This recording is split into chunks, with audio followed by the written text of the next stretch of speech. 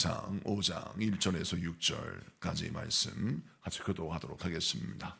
열왕기상 5장 1절에서 6절 말씀 볼륨을 좀 더 올려주세요. 자, 교독합니다. 제가 먼저 봉독합니다. 솔로몬이 기름 부음을 받고 그 아버지를 이어 왕이 되었다 함을 두로 왕 히람이 듣고 그의 신하들을 솔로몬에게 보냈으니 이는 히람이 평생에 다윗을 사랑하였습니다. 이에 솔로몬이 히람에게 사람을 보내어 이르되 당신도 알거니와 내 아버지 다윗이 사방의 전쟁으로 말미암아 그의 하나님 여호와의 이름을 위하여 성전을 건축하지 못하고 여호와께서 그의 원수들을 그의 발바닥 밑에 두시기를 기다렸나이다. 이제 내 하나님 여호와께서 네게 사방에 태평을 주심에 원수도 없고 재앙도 없도다. 여호와께서 내 아버지 다윗에게 하신 말씀에 내가 너를 이어 네 자리에 오르게 할 내 아들 그가 내 이름을 위하여 성전을 건축하리라 하신 대로 내가 내 하나님 여호와의 이름을 위하여 성전을 건축하려 하오니 당신은 명령을 내려 나를 위하여 레바논에서 백향목을 베어내게 하소서. 내 종과 당신의 종이 함께할 것이요 또 내가 당신의 모든 말씀대로 당신의 종의 삭슬 당신에게 드리리이다. 당신도 알거니와 우리 중에는 시돈 사람처럼 벌목을 잘하는 자가 없나이다. 아멘. 할렐루야. 우리 옆 사람과 인사하겠습니다. 하나님이 함께 하십니다. 네, 잘 오셨습니다. 오늘은 열왕기상 5장 전체의 말씀 가운데 1절부터 6절까지 말씀을 읽었습니다. 오늘 5장 말씀을 통해서 왕의 시간을 하나님의 비전을 이루는 토양으로 만들라라는 제목으로 말씀을 증거할 때 많은 은혜 받는 시간 되기를 바랍니다. 오늘 말씀 보면 솔로몬이 왕위에 오른 후 성전을 건축하는 장면이 등장하는데 성전을 건축할 때의 상황을 성경은 이렇게 표현하고 있습니다. 사방에 태평을 주셨다. 원수도 없고 재앙도 없다라고 하는 말씀이 등장합니다. 여러분 1절부터 6절까지의 말씀을 보면 솔로몬이 성전 건축을 시작하면서 어떠한 시대를 영위하고 있는가를 볼 수 있죠. 다윗이 왕이 되었을 때에는 주변에 많은 대적들이 그를 회방하고 그를 넘어뜨리려 했습니다. 그래서 그는 왕이 되면 모든 것이 다 끝날 줄 알았는데 그렇지가 않았어요. 왕이 된 이후에도 정말 치열하게 인생을 살았고 피를 흘렸고 대가를 지불했습니다. 끊임없이 고통당했고 끊임없이 일을 할 수밖에 없었고 끊임없이 전쟁을 통하여 나라를 지켰어야 했어요. 그렇게 치열하게 인생을 살던 다윗이 하나님의 부르심을 받았습니다. 그리고 다윗이 이루었던 그 놀라운 태평성대가 솔로몬에게 선물이 되었죠. 솔로몬이 왕이 오를 때에는 전쟁이 그치고 그야말로 평화의 시대가 도래했습니다. 자, 그런데 그 평화의 시대가 도래한 솔로몬은 그 시대를 자기가 누리려고만 하는 것이 아니라 이 시대에 우리 하나님이 나를 통해서 이루고자 하시는 비전이 무엇인가를 깨닫고 바라보고 그걸 붙들기를 원했어요. 성전 건축은 솔로몬이 스스로 내가 성전을 건축해야겠다라고 하는 감동이 아니라 하나님께서 다윗을 통하여 말씀하시고 또 다윗이 아들에게 분부한 성전 건축의 사명임을 우리는 말씀을 통해서 볼 수 있습니다. 우선 성경 말씀을 이해하기 쉽게 쉬운 성경 버전으로 열왕기상 5장 1절부터 좀 차근차근 보겠습니다. 자, 5장 1절 말씀을 좀 봅시다. 시작. 두로 왕 히람은 다윗의 친구였습니다. 히람은 솔로몬이 다윗의 뒤를 이어 왕이 되었다는 소식을 듣고 심부름하는 사람들을 솔로몬에게 보냈습니다. 2절. 솔로몬도 히람 왕에게 다음과 같은 말을 전했습니다. 3절. 왕도 아시겠지만 내 아버지 다윗은 주변의 여러 나라들과 전쟁을 해야 했기 때문에 여호와 하나님께 예배드릴 성전을 지을 수 없었습니다. 원수들을 다 물리칠 수 있도록 여호와께서 허락하실 때까지 기다려야 했습니다. 4절. 그러나 이제 내 하나님 여호와께서 나와 내 나라 어느 곳에서 평화를 주셨습니다. 이제는 적도 없고 나쁜 일도 일어나지 않습니다. 아멘. 여기서 보니까 솔로몬은 아버지 다윗 왕의 희생 때문에 나라가 안정을 취했고 적도 없고 원수도 없고 재앙도 없는 그야말로 태평성들이 이루는 시대를 영위하게 됐어요. 이런 걸 선물로 받았어요. 그런데 5절 말씀 더 이어서 보겠습니다. 5절 시작. 여호와께서는 내 아버지 다윗에게 내 뒤를 이어 내 아들이 왕이 되게 할 것이다. 그리고 그가 나에게 예배드릴 성전을 지을 것이다 라고 말씀하셨습니다. 보십시오. 이제 나는 내 하나님 여호와께 예배드릴 성전을 지으려 합니다. 아멘. 자, 5절까지 말씀을 보니까 솔로몬이 지은 성전은 솔로몬이 자기가 짓고 싶어서 처음부터 뭔가 계획해서 성전 건축을 기획한 것이 아니라 하나님께서 다윗을 통하여 말씀하셨고 다윗이 그 하나님의 말씀을 솔로몬에게 전했습니다. 하나님이 너를 왕으로 세우셨고 내가 못다 이룬 꿈을 이루어야 되는데 그것이 바로 무엇이냐면 내 평생 하나님께 예배드릴 성전이 없었기 때문에 큰 어려움을 당했지만 네가 내 꿈, 나의 비전, 또 하나님의 비전을 이루면 좋겠다라고 하는 당부의 말씀을 전했어요. 자, 그런데 솔로몬이 그 말을 듣고 그 태평성대에 사명을 감당할 필요가 없고 무언가 계획할 필요가 없는 인생의 삶의 세월에서 그는 하나님이 맡기신 사명, 아버지가 전달하고 아버지가 계승한 그 사명을 자기 비전으로 안고 그가 왕이 되었을 때 성전을 건축하기를 시작한다라는 말씀입니다. 자, 이 말씀을 통해서 우리 하나님이 우리에게 무엇을 보여주십니까? 여러분, 봉사와 충성이라는 것은 자원해서 해야 합니다. 그래서 우리 지구촌 소망교회는 항상 자원하는 자에게 사명을 맡기고 충성을 맡겨요. 그런데 여러분, 한 차원 더 하나님이 기뻐하시는 사명이 무엇이고 충성이 무엇이냐면 나는 하기 싫은데 나는 감당할 능력이 없는데 하나님이 말씀하시니 그 말씀을 쫓아 그것을 해내는 것이 바로 한 차원 더 높은 솔로몬의 충성이요 솔로몬의 사명이라는 사실이에요. 우리가 신앙생활 할 때 우리 직분자들은 이 정도의 차원까지 우리의 믿음이 성장해야 하는 것입니다. 여러분, 사랑한다는 것은 무엇입니까? 사랑하는 사람을 위해서 희생한다는 거예요. 그런데 만약 사랑하는 사람을 위해서 희생하기를 원치 않는다면 그 사람은 사랑을 영위할 수가 없는 것입니다. 왜? 사랑하는 사람이 서로 같이 산다는 것은, 같이 동행한다는 것은 여간 어려운 일이 아니기 때문입니다. 여러분, 사랑할 때는 서로 막 불꽃이 튀길 때에는 세상의 남자는 하늘의 별과 달을 다 따줄 것 같아요.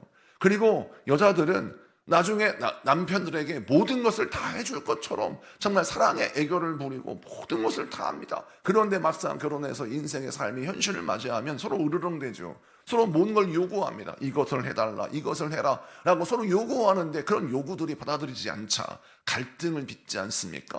부모 자식 간도 마찬가지입니다. 부모와 자식 간에도 서로 간에 사랑합니다. 그런데 부모는 자녀에게 사명을 감당해야 할 것들이 있죠. 자녀를 길러야 되고 돌봐야 되고 양육해야 합니다. 자녀는 그 사랑을 받아요. 그 돌봄을 받습니다. 그리고 그 자녀 또한 부모에게 해야 할 일이 있는 것입니다. 그런데 모두가 다 그 해야 할 일이 있는데 그 일을 하는 것이 결코 쉽지는 않다는 거예요. 쉽지는 않고 즐겁지 않을 수 있습니다. 항상 모든 것이 다 즐겁던가요? 우리 여성분들 설거지하면서 아우 너무 행복하다. 설거지. 뭐 이런 적이 있습니까? 여러분, 우리 남성교회 주일날 설거지하는데 찬양을 부르고 기쁨으로 설거지하는 그런 셀도 있겠죠. 그리고 음식을 만들 때도 막 할렐루야 양파를 썰고 하나님 은혜 가운데 요리를 하면 좋겠지만 양파를 썰면서 왜 이렇게 빨리 돌아와? 아니 2달에 한 번이 웬 말이야? 3달에 한 번은 해야 이게 좀 덜 할 텐데 세상에 2달에 한 번 돌아오니 이거 너무 힘들어. 빨리 교회가 부흥돼서 한 1년에 2번만 했으면 좋겠다. 이런 생각하지 않습니까? 여러분, 성도를 섬긴다는 것 귀한 일이죠. 그런데 그것을 막상 감당하는 요성교회, 남성교회 수고는 정말 힘든 건 사실입니다. 이렇게 얻어먹기만 하는 목사가 이런 말 하기가 죄송스러운데 저도 개척 초창기에 그걸 해봤단 말입니다. 쉬운 일이 아니에요. 충분히 이해합니다. 그런데 성경은 우리에게 무엇을 강조하냐, 무엇을 말하냐면 하고 싶지는 않지만 힘들지만 하나님이 이것을 감당하라라고 말씀하셨을 때 그것을 감당할 때 하나님의 역사와 은혜가 나타난다는 것입니다. 여러분, 십자가를 진다는 것은 쉬운 일이 아니에요. 예수님도 골고다 언덕길에 올라가셔서 기도하시지 않습니까? 하나님 하실 수만 있으면 이 잔을 내게서 옮겨달라고 말씀하셨습니다. 얼마나 힘드셨는지 예수님이 땀방울이 핏방울이도록 기도하셨습니다. 예수님의 십자가는 예수님이니까 능히 감당하는 그런 손쉬운 고난이 아니었단 말이에요. 예수님도 힘겨우셨고, 예수님도 고통스러우셨고, 예수님도 감당하기 힘든 고난이었습니다. 그런데 예수님이 기꺼이 그 고난을 감당해내셨죠. 어떻게, 왜 감당해내셨습니까? 그 십자가를 짊어지는 고난이 영혼들을, 죄인들을 살리는 하나님의 은혜의 역사이고, 또한 하나님이 그 일을 계획하셨고 주님도 그 일을 원하셨기 때문입니다. 여러분, 오늘 이 말씀을 기억하십시오. 솔로몬이 성전 건축할 때 많은 사람들은 솔로몬이 성전을 막 건축하고 싶어가지고 너무너무 기뻐해서 날마다 성전 건축 워낙에 돈도 많고 워낙에 가진 것도 많으니까 솔로몬이 성전 건축했다는 착각을 하는 거예요. 아니에요. 성전 건축 준비 다 다윗이 했어요. 솔로몬이 능력이 있어 성전을 건축한 게 아닙니다. 다 다윗이 해놨어요. 그는 다윗이 해놓은 걸 이룬 것 뿐입니다. 그런데 아버지의 꿈, 하나님의 소원, 이것은 솔로몬이 이루었습니다. 그러자 하나님이 솔로몬의 인생 가운데 놀라운 복을 허락해 주신 것이죠. 오늘 여러분, 우리가 사순절 기간에 신앙생활하면서 우리의 신앙생활이 2차원까지는 나아가야 하는 것입니다. 짊어질 십자가를 볼 때 기꺼이 내가 짊어지고 싶은 십자가가 아니라 짊어져야 할 십자가를 질 수 있는 차원까지 성장할 때 사순절에 우리가 성숙하고 성장한 그리스도인이라 말할 수 있는 것이죠. 여러분, 내 자신에게 물어보십시오. 나는 정말 지고 싶은 십자가, 질 수 있는 십자가만 지는지, 아니면 질 수 없는 십자가고 감당하기 힘든 십자가지만 주의 말씀이니까 감당하는지 한번 돌아보면서 사순절 기간 우리의 신앙이, 우리의 사명과 우리의 비전이 어떠한지를 점검하시는 여러분 되시기를 축복합니다. 그 다음 말씀 7절부터 쭉 보면 어떤 말씀이 등장하냐면, 이제 솔로몬이 성전을 건축해야 되는데 아버지가 모든 걸 다 준비해 놓으셨어요. 돈도 준비하고 땅도 준비하고 여러 가지를 다 준비했는데 솔로몬이 이런 마음이 드는 거예요. 그래도 이왕 성전을 건축하는 거 아버지의 명령이고 하나님의 소원이지만 이것을 좀 잘해보겠다는 마음을 먹었어요. 그래서 그가 두로왕 히람에게 도움을 청합니다. 이 두로라는 나라는 무엇이 유명하냐? 건축자재, 그러니까 목재가 너무너무 좋은 목재가 거기에 많이 있는 거예요. 일례로 백향목, 또 잣나무, 이런 것들이 너무나 많이 있어서 그 목재 기술을 갖고 있는 이 두로왕에게 부탁을 해서 그 나무를, 목재를 수송해서 성전을 건축하기를 원했어요. 그래서 구체적으로 두로왕에게 자기가 이제 계약을 맺는데 상호 협조 조약을 맺습니다. 그 내용이 나오는데 이해하기 쉽도록 쉬운 성경 버전을 한번 볼게요. 9절부터 12절까지 한번 쭉 같이 읽어보도록 하겠습니다. 9절부터 12절까지 쉬운 성경 버전으로 시작. 내 종들아, 내 레바논에서 베다까지 나무를 나르면 그것을 뗏목으로 엮어 왕께서 바라시는 곳으로 띄어 보내겠습니다. 그곳에 나무가 이르면 나무를 풀어 드릴 테니 왕은 가져가시기만 하면 됩니다. 그 대신 나와 함께 사는 모든 사람들이 먹을 음식을 주십시오. 히람은 솔로몬이 바라는 대로 백향목과 잣나무를 보냈습니다. 솔로몬은 히람에게 해마다 밀 약 4,400킬로리터를 주었습니다. 그것은 히람과 함께 사는 모든 사람들이 먹을 수 있는 음식이었습니다. 솔로몬은 해마다 맑은 올리브 기름 약 440킬로리터도 주었습니다. 여호와께서는 약속하신 대로 솔로몬에게 지혜를 주셨습니다. 히람과 솔로몬은 평화롭게 지냈습니다. 두 왕은 서로 조약을 맺었습니다. 아멘. 오늘 말씀 보니까 두로라는 나라는 살림이 우거지고 목재 기술이 뛰어나서 이 산간 지역의 사람들이 나무를 수출하고 또 건축 기술을 통해서 부강한 나라가 되었지만 문제가 있는 게 식량을 자급자족할 수가 없는 거예요. 산간 지역이다 보니까 평야지대가 아니니까 그들이 늘 식량 부족으로 어려움을 겪었습니다. 그래서 두로왕이 이 솔로몬에게 어떤 제안을 하냐면, 내가 목재를 대주겠으니 당신은 양식을 주십시오 라고 말합니다.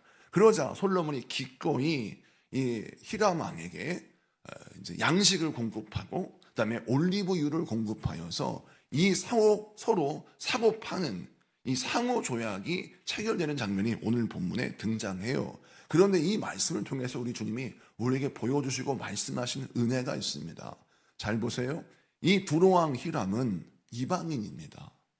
성전을 건축할 때 이방인이 재배하고 이방인이 다듬고 이방인의 땅에서 자란 나무가 수송되어서 하나님의 성전이 건축됩니다.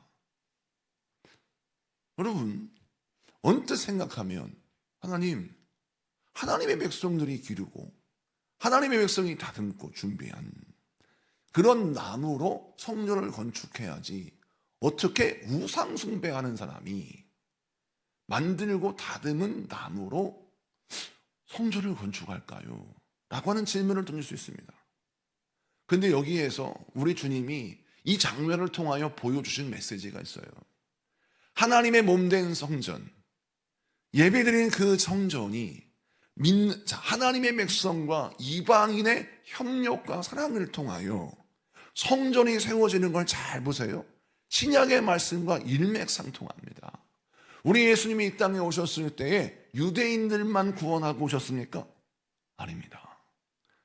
우리 예수님은 하나님의 약속의 백성들을 구원하시기 위해서 이 땅에 오셨지만 이방인들도 죄인들도 구원하시기 위해 이 땅에 오셨기 때문에 우리 예수님은 모든 사람들을, 모든 영혼들을 구원하시기 위하여 십자가에 못 박혀 죽으셨고 유대인의 왕으로 일어나신 것이 아니라 온 인류의 구세주로 부활하셨습니다.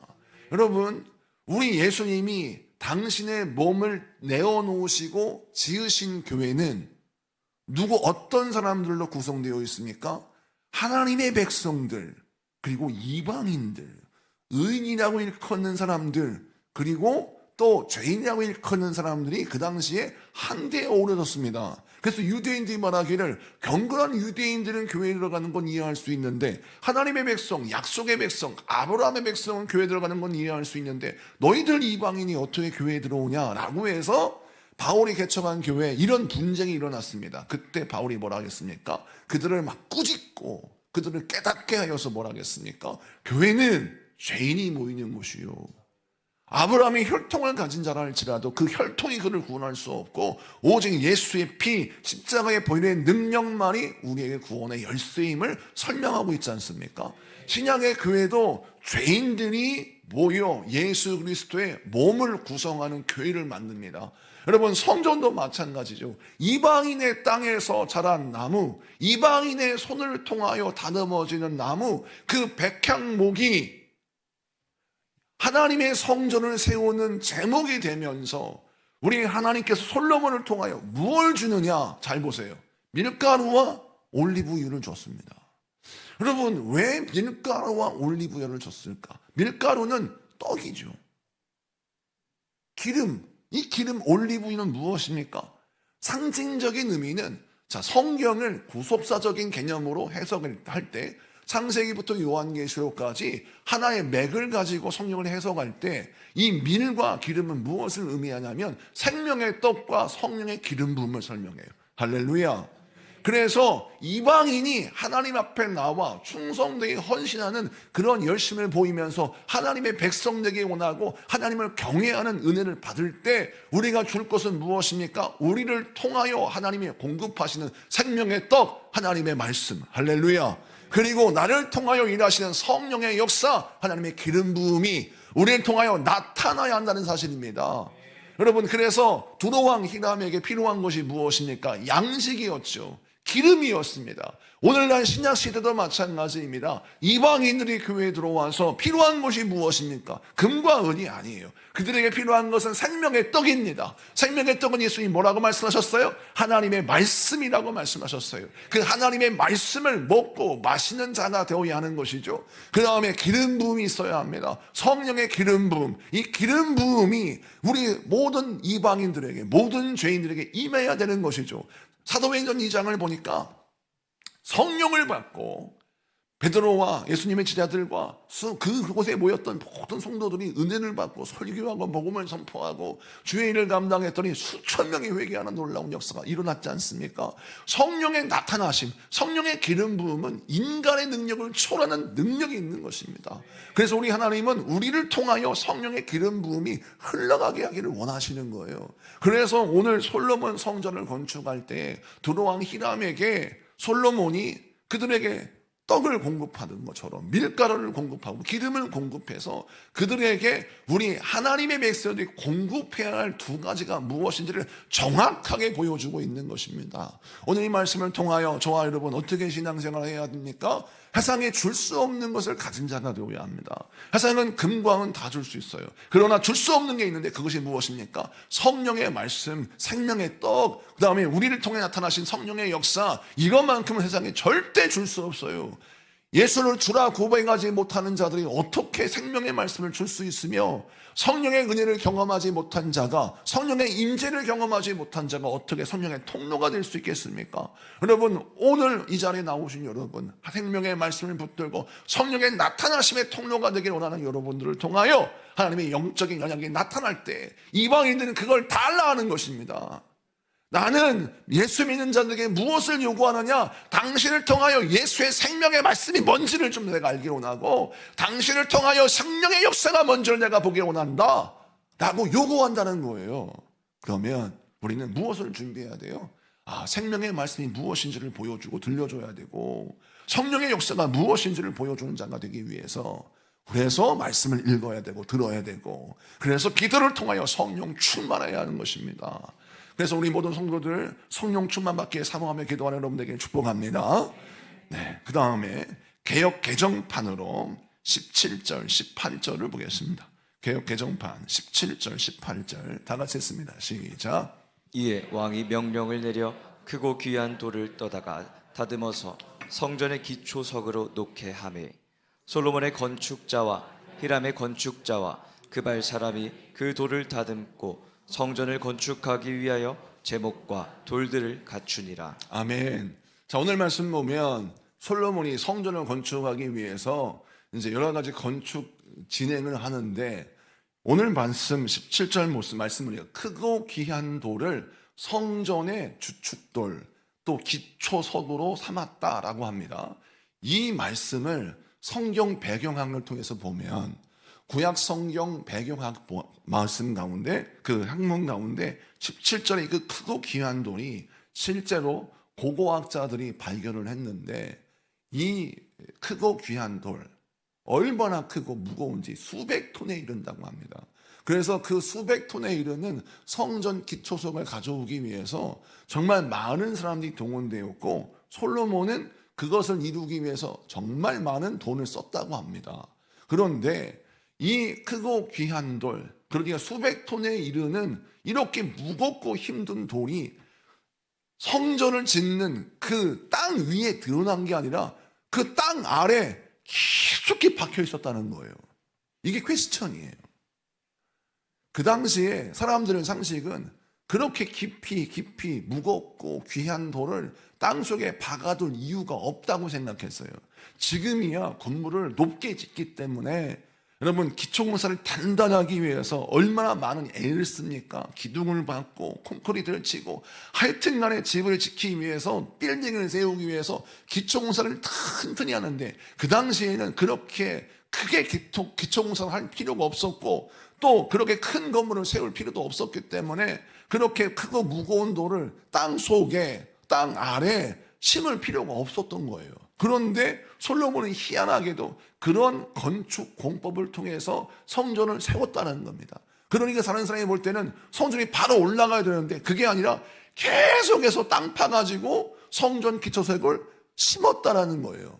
근데 이 말씀이 역시 신약 성경과 연결되면서 오늘 이 말씀은 구속사적인 개념, 그러니까 성경 전체를 예수 그리스도의 구원의 역사로 보는 개념으로, 복음주의 신학으로 이 말씀을 해석하면 어떤 말씀이 우리에게 들려지냐면, 솔로몬은 성전을 건축할 때 보이는 성전만 집중한 게 아니에요. 보이지 않는 성전의 뿌리를 봤어요. 보이지 않는 성전 뿌리가 어떠해야 되느냐? 그것은 튼튼하고 단단하고 귀한, 남들이 볼 때 아니 그렇게 크고 귀한 돌을 땅속에 쳐박아 놔요. 이 낭비 아닙니까? 그런데 그 귀한 돌, 그 큰 돌을 왜 땅속에 박아놓고 숨겨놓아요? 하지만 크고 귀한 돌을 땅속에 박는 이유는 성전이 어떠한 비바람이 와도 어떠한 문제가 생겨도 흔들리지 않고 무너지지 않고 든든히 세워지게 하기 위해서 솔로몬이 이렇게 기초공사를 튼튼하게 했다는 거예요. 여러분, 신앙생활도 마찬가지입니다. 우리의 영적 생활이 겉으로는 보이지 않습니다. 우리의 기도 생활, 우리의 믿음 생활 잘 보세요. 여러분, 믿음이 여러분 눈앞에 어떤 게이지로 나타납니까? 이런 안경이 있으면 좋겠어요. 안경을 딱 쓰면 사람들 보면 믿음 1단계, 믿음 2단계 딱딱 구분돼가지고 딱 안경만 쓰면 이분은 기도 좀 더 많이 40일 금식 기도 하셔야 되겠구만 하고 답이 딱 나오면 좋겠어요. 그런데 그런 걸 볼 수 없지 않습니까? 우리 겉모습으로는 우리의 신앙의 정도를, 우리 신앙의 레벨, 우리 신앙의 어떤 상황을 측량할 수가 없어요. 그러다 보니까 우리는 가면을 쓸 수 있습니다. 신앙이 좋은 척, 성격과 어떤 성품이 좋은 척 할 수 있어요. 그런데 그것은 결국 껍데기라는 거예요. 우리 주님은 우리의 중심을 보신다고 하셨고, 우리 주님은 우리의 인생의 뿌리가, 우리 생각과 우리 말과 우리 행동의 뿌리가 어디 있는지를 다 점검하십니다. 신앙생활 할 때 가장 중요한 것은 나의 생각이 발현되는 뿌리가 어디에 있냐 이거예요. 그 뿌리가 예수 그리스도에 될 줄로 믿습니다. 모든 성전의 기초는 바로 예수 그리스도이신 겁니다. 예수의 몸된 교회라고 하겠죠. 그러면 교회의 뿌리는, 교회의 기초는 바로 예수 그리스도인 것입니다. 여러분, 성전을 그렇게 왜 튼튼히 졌느냐, 튼튼하고 크고 귀한 돌 위에 졌느냐, 이유는 무엇이냐? 예수 위에, 예수 안에 세워진 교회야말로 진정한 교회이기 때문입니다. 개인의 신앙생활도 마찬가지예요. 우리가 신앙생활할 때 항상 명심해야 될 것은 나의 말과 행동이 주님께 맞닿아 있는가, 이어져 있는가를 잘 살펴야 합니다. 만약 나의 말이, 나의 행동이, 나의 모든 삶이 주님 보시기에 기뻐하시지 않았다라고 생각이 들면 내가 지금 주님께 멀어진 것입니다. 이것을 기억하고 다시 한번 보이지 않는 나의 영혼의 영적인 기초, 영성의 기초를 다지고 또 다지고 다져야 되는 거예요. 근데 많은 사람이 뭐만 보여요? 겉모습만 보여요. 그러다 보니까 말도 쉽게 해요. 행동도 쉽게 해. 그리고 나서 나중에 뭐라고 하냐면 사과하면 되지 뭐, 다시는 안 그러면 되지 뭐 라고 하면서 실수를 반복합니다. 실수를 반복하는 것은 하나님을 경외하는 믿음이 옅어졌다는 것을 말해요. 그래서 우리는 항상 신앙생활할 때 나의 실수를 반면교사로 삼고, 나의 성숙의 에너지로 삼고, 나의 성숙의 힘으로 삼아서 다시는 이런 수치를 경험하지 말아야지. 영적인 실수를 여러분 가슴 아파할 수 있는 은혜를 받아야 돼요. 그런데 우리가 이것을 게을리합니다. 나의 말과 나의 행동에 피드백을 하지 않아요. 그러다 보니까 우리는 늘 실수하면서 말하기를 실수였어 라는 게 버릇이 됐어요. 그 실수가 습관이 되었고, 그 습관이 여러분의 인격을 결정했고, 그 여러분의 인격이 결국 여러분의 성품과 여러분의 삶의 질을 결정해 버릴 수도 있다는 겁니다.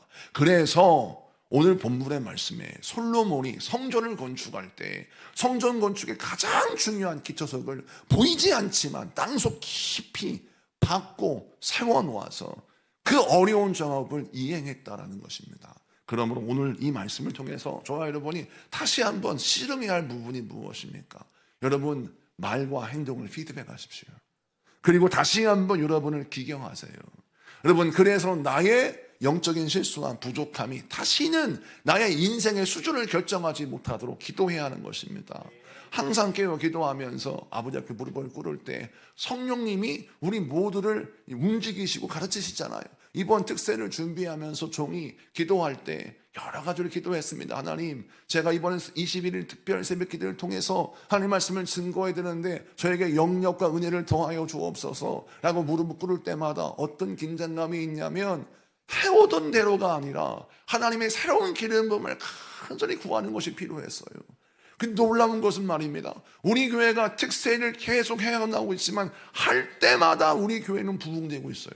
할 때마다 우리 교회는 더 성장하고 있습니다. 그런데 그 성장과 부흥을 통해서 하나님의 기름 부음의 양이 더 커지고 커져야 한다는 것을 정말 경험하게 됩니다. 그런데 중요한 건 나는 그릇이 작아요. 그래서 실수가 많고 부족함이 많고 연약함이 있습니다. 그래서 더 무릎 꿇을 수밖에 없고 더 매달릴 수밖에 없는 것이죠. 여러분도 마찬가지입니다. 하나님께 복을 받아야 되겠죠. 할렐루야. 여러분 가정에 복이 임해야 될 줄로 믿습니다. 여러분 직장과 사업장에 복이 임해야 될 줄로 믿습니다. 받을 복이 많기 때문에 가져야 할 그릇이 커야 하는 것입니다. 가져야 할 그릇이 커져야 하나님의 복과 은혜가 부어지겠죠. 커지면 커질수록 뭐가 필요합니까? 무릎 꿇음이 필요하고 은혜가 필요하고 영적인 피드백이 필요한 것입니다. 영적인 피드백을 해줄 수 있는 사람이 옆에 있다는 것은 복이에요.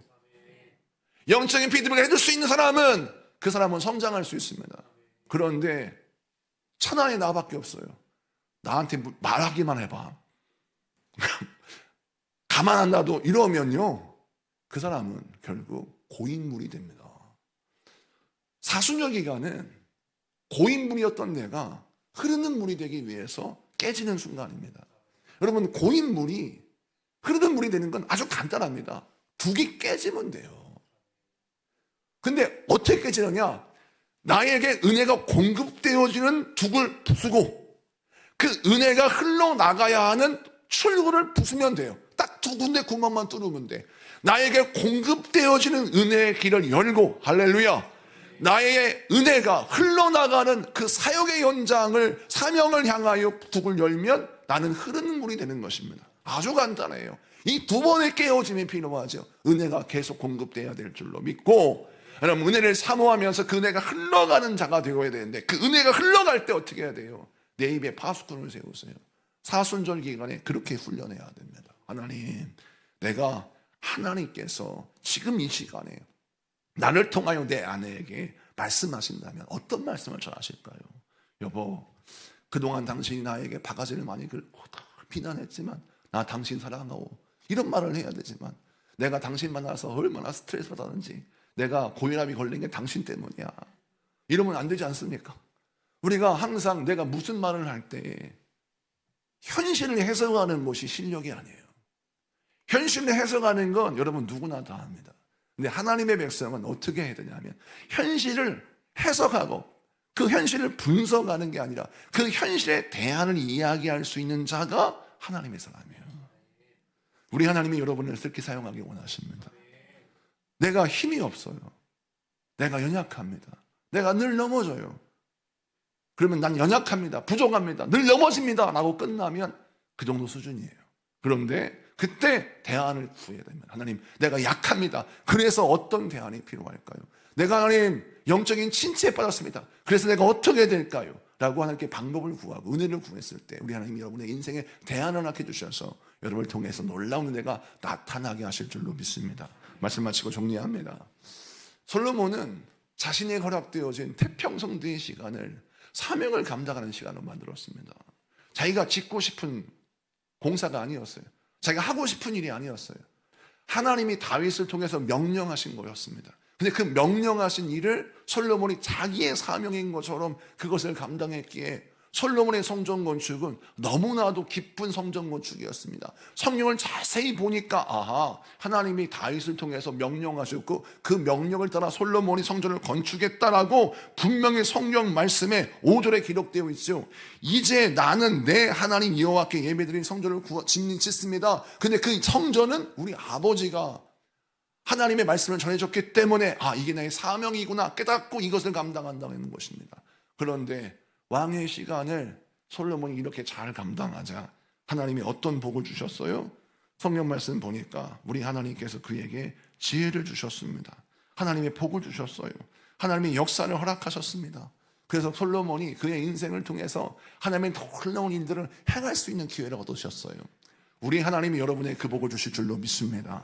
오늘 이 말씀 붙들고 여러분의 시간을 이제부터는 태평성대를 누리는 시간으로만 만들지 말고 고난 가운데 있다고 해서 낙심하지만 말고 오늘 주신 말씀 붙들고 하나님, 나의 시간을 하나님의 비전을 이루는 시간으로 만들어 주시옵소서. 기도하는 여러분에게 축복합니다. 그리고 여러분의 인생을 다시 다듬어서 주여 내가 거룩한 백성 되게 하시고 나의 말과 행동에 피드백을 허락해 주시어서 항상 다듬어지고 훈련되어 하나님 나를 통하여 하나님의 역사가 나타나게 하셔서 나의 뿌리가 항상 하나님께 연결되어 있음을 아는 자가 되게 하소서. 나의 언어와 행동과 생각이 항상 하나님께 연결되고 하나님의 은혜의 공급하심을 통하여 나의 모든 언어가 하나님의 은혜를 통과하고 나오는 언어가 되게 하여 주시옵소서. 오늘 밤 기도하여 승리하는 여러분에게 축복합니다. 우리 다 같이 찬양하며 기도하겠습니다.